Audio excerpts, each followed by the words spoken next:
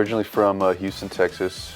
Grew up there, played sports my whole life. I guess around high school, football kind of became my first love. Started really focusing on that. Had an opportunity to play in college. Went out to Stanford, California. Played there for 5 years. Had a lot of injuries, a lot of setbacks, which as a player is very frustrating. But after that time was up, decided I want to take a shot and try to play in the NFL, just because that's been my dream pretty much my whole life. So I had an opportunity to come out to Florida, play for the Dolphins, and time flies, but I'm in my 3rd year right now with the team. I'm excited to keep going and hopefully have a much longer career.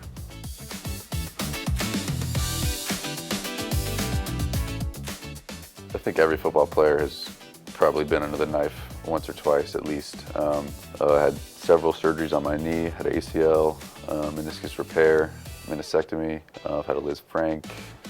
Lots of bruises and batters here and there, but thankfully I haven't had a surgery since 2019.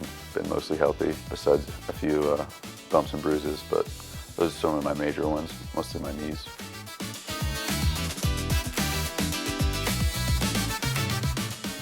So I've heard a lot about stem cells. I couldn't tell you a lot exactly what it is scientifically, but I've had several players and friends that have done the treatment.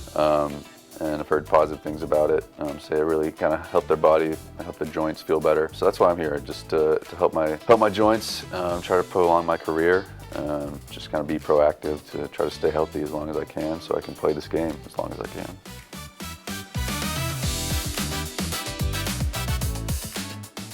I think it'd be to simply feel better, The wear and tear on our bodies from playing this game can be pretty heavy.